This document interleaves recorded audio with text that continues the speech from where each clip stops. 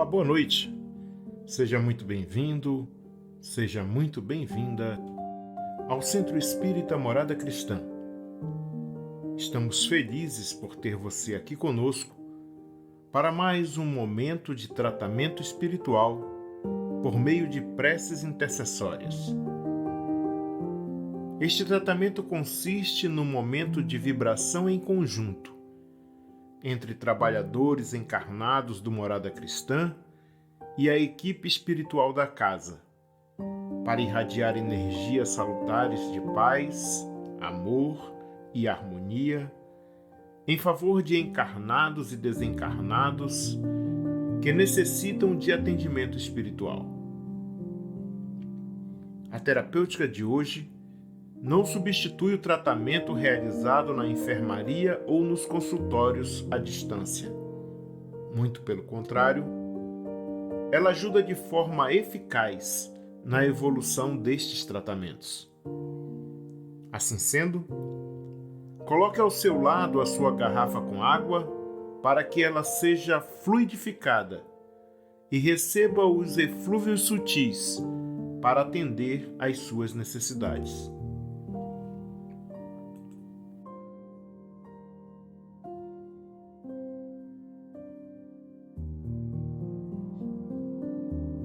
Hoje vamos iniciar o nosso tratamento com a leitura do capítulo 5 do livro Boa Nova, de Chico Xavier, pelo espírito Humberto de Campos, editora FEB, cujo título é Os Discípulos. Frequentemente, era nas proximidades de Cafarnaum que o mestre reunia a grande comunidade dos seus seguidores. Numerosas pessoas o aguardavam ao longo do caminho, ansiosas por lhe ouvirem a palavra instrutiva. Não tardou, porém, que ele compusesse o seu reduzido colégio de discípulos. Depois de uma de suas pregações do novo reino, chamou os 12 companheiros que desde então seriam os intérpretes de suas ações e de seus ensinos. Eram eles os homens mais humildes e simples do lago de Genezaré.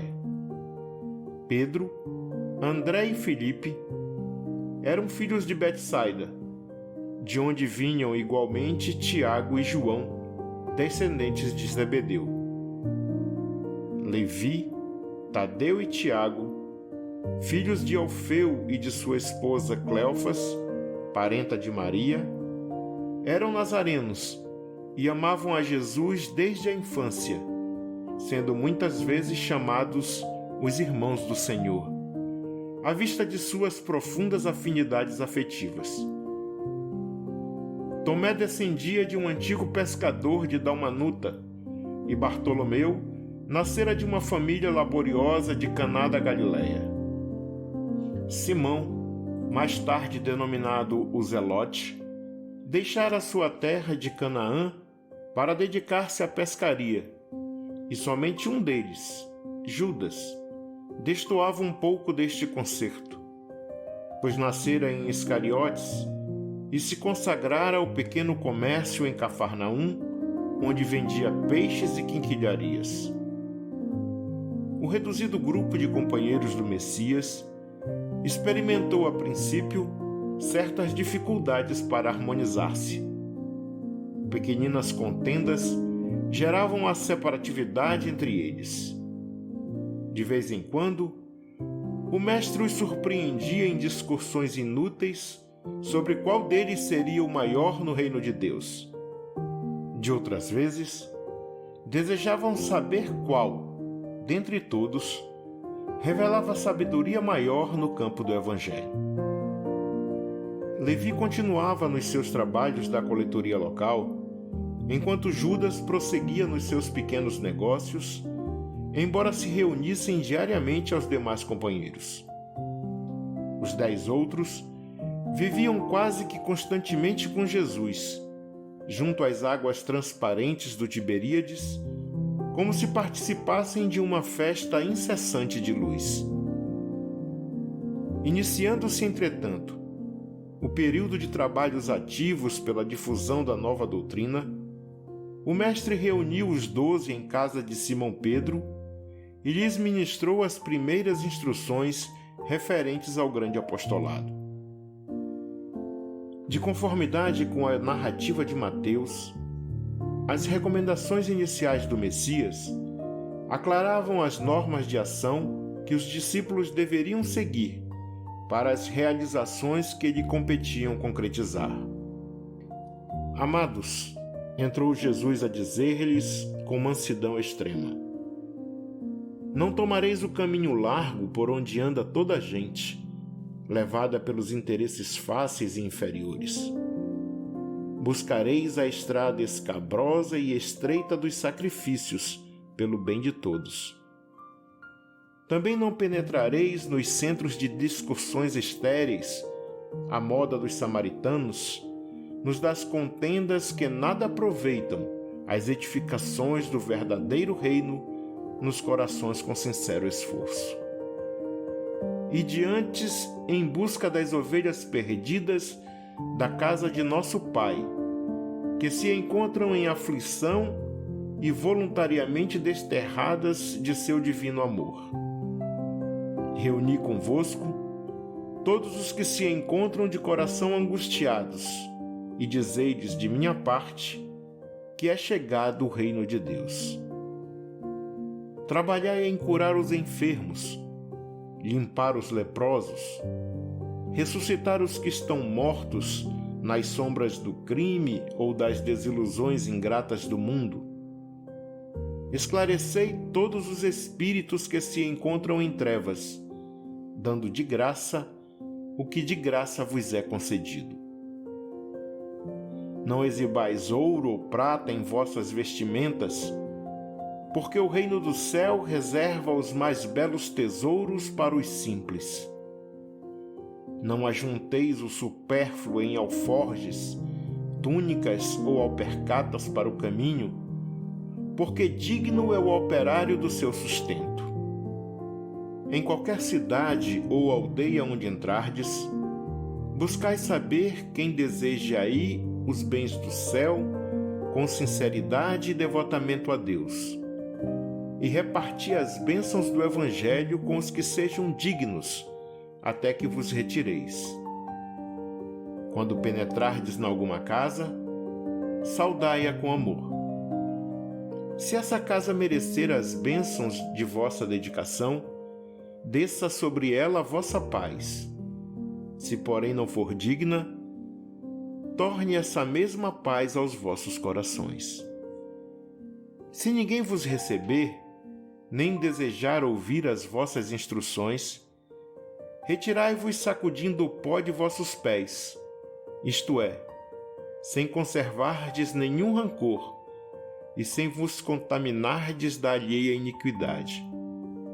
Em verdade vos digo que dia virá em que menos rigor haverá para os grandes pecadores do que para quantos procuram a Deus com os lábios da falsa crença sem a sinceridade do coração. É por essa razão que vos envio como ovelhas ao antro dos lobos, recomendando-vos a simplicidade das pombas e a prudência das serpentes. Acautelai-vos, pois, dos homens, nossos irmãos, porque sereis entregues aos seus tribunais e sereis açoitados nos seus templos suntuosos, de onde está exilada a ideia de Deus. Sereis conduzidos como réus à presença de governadores e reis, de tiranos e descrentes, a fim de testemunhardes a minha causa. No entanto, nos dias dolorosos da humilhação, não vos dê cuidado com a vez de falar, porque minha palavra estará convosco, e sereis inspirados quanto ao que houverdes de dizer.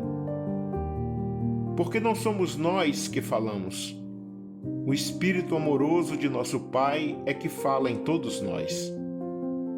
Nesses dias de sombra, em que se lutará no mundo por meu nome, o irmão entregará à morte o próprio irmão, o pai os filhos, espalhando-se nos caminhos o rastro sinistro dos lobos da iniquidade.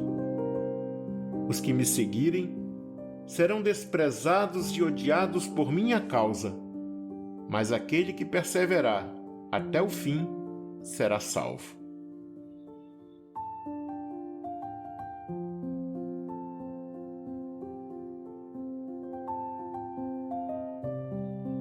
Quando, pois, fordes perseguidos numa cidade, transportai-vos para outra, porque em verdade vos afirmo que jamais estareis nos caminhos humanos sem que vos acompanhe o meu pensamento.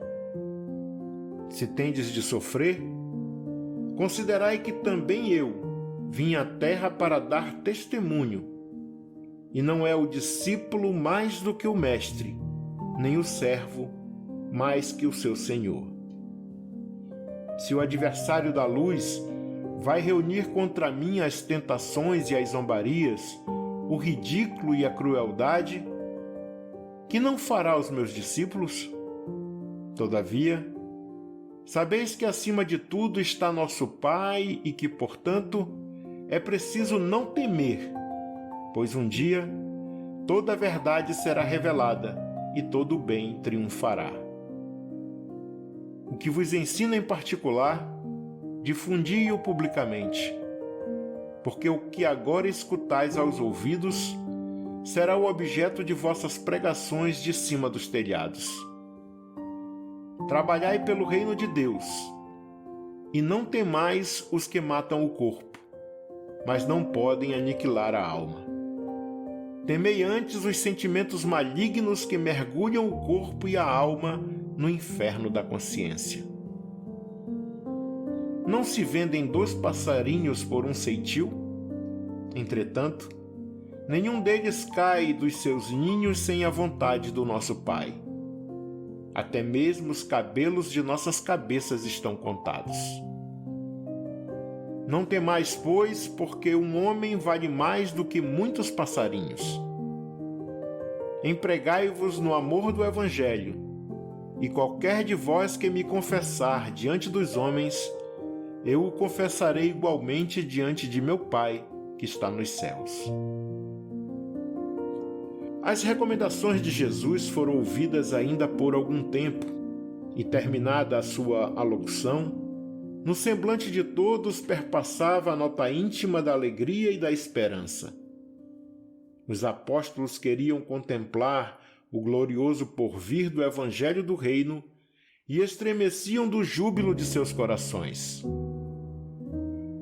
Foi quando Judas Iscariotes, como que despertando antes de todos os companheiros daquelas profundas emoções de encantamento, se adiantou para o Messias, declarando em termos respeitosos e resolutos: Senhor, os vossos planos são justos e preciosos.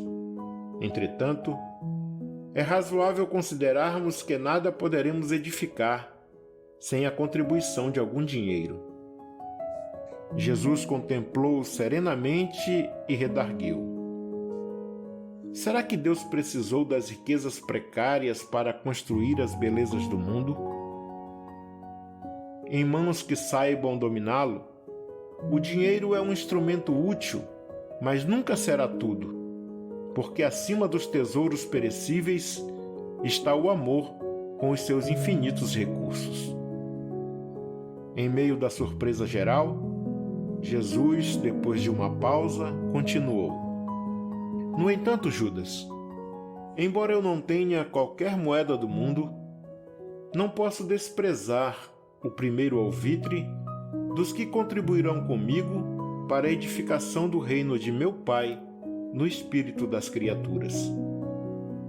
Ponha em prática a tua lembrança, mas tem cuidado com a tentação das posses materiais.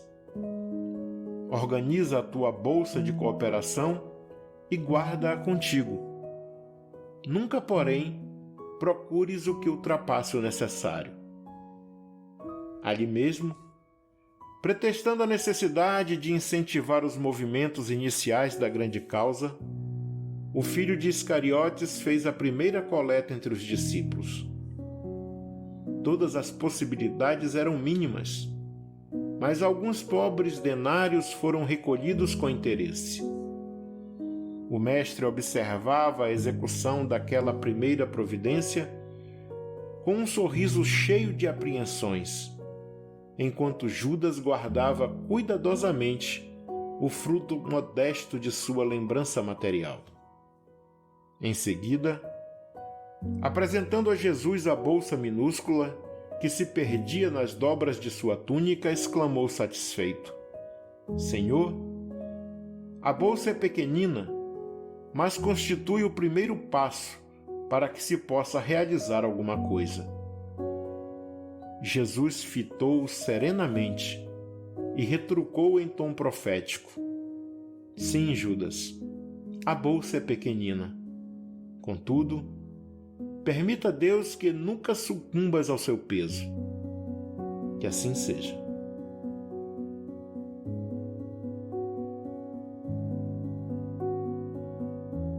Depois dessa belíssima passagem da vida de Jesus, vamos silenciar as nossas mentes e, com a atenção voltada para nosso Mestre querido, vamos fazer a prece do servidor, de Emmanuel, contida no livro A Luz da Oração, de Francisco Cândido Xavier, por Espíritos Diversos, editora Clarim, que diz: Senhor, ensina-nos a trilhar a luminosa estrada do auxílio. Dá-nos força para destruir a pesada fortaleza de nossos próprios erros. Coragem para abrir o caminho da libertação de nós mesmos. E recurso para desobstruir o coração em favor dos nossos semelhantes, entregando-lhes, enfim, os tesouros de amor que nos confiaste, e que por onde passemos, a dor se faça menos angustiosa, a ignorância menos agressiva, o ódio menos cruel, a terra menos densa, o desânimo menos sombrio, a incompreensão menos destruidora. Se não possuímos ainda bens positivos com que possamos enriquecer a jornada terrestre, ajuda-nos a diminuir os males que nos rodeiam. Que em teu nome distribuamos fraternidade e renovação, usando com alegria os dons sublimes e invisíveis do silêncio, da compreensão e da renúncia. Senhor, que nos ensinastes em palavras as supremas lições da simplicidade na manjedoura e do sacrifício na cruz, indicando-nos assim o roteiro da construção espiritual e da ressurreição divina, orienta-nos o passo incerto e ampara-nos os propósitos santificantes, para que a sua vontade, misericordiosa e justa, se faça hoje e sempre, onde estivermos. Que assim seja.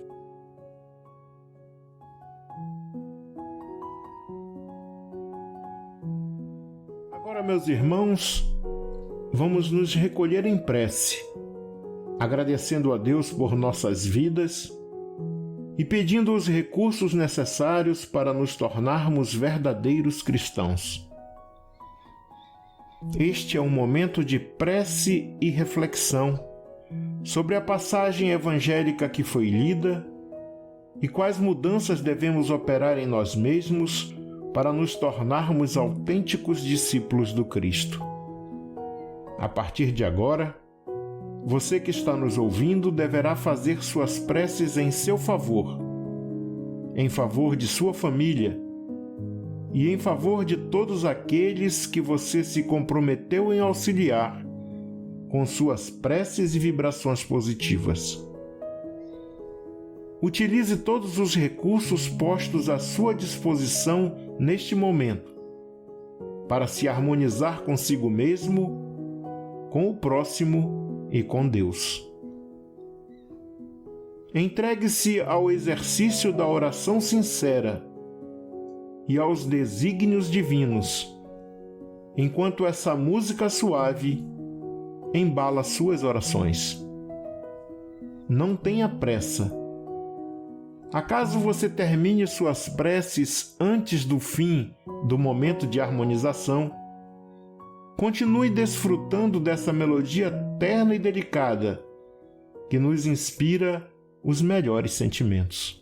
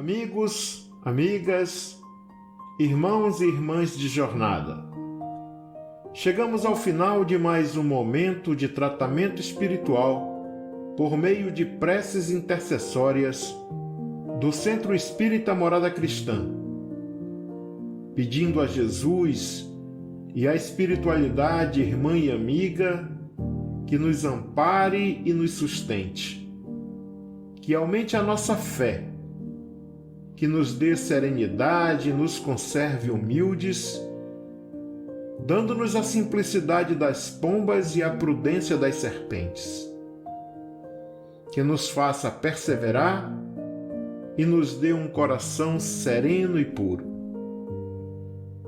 Nos vemos na próxima segunda-feira, se assim Deus permitir. Que nessa semana de trabalho e estudo possamos espalhar amor, paz, luz e praticar a caridade, porque, como sabemos, fora da caridade não há salvação. Fiquem todos e todas com o amor de Deus. Um abraço fraterno e até segunda.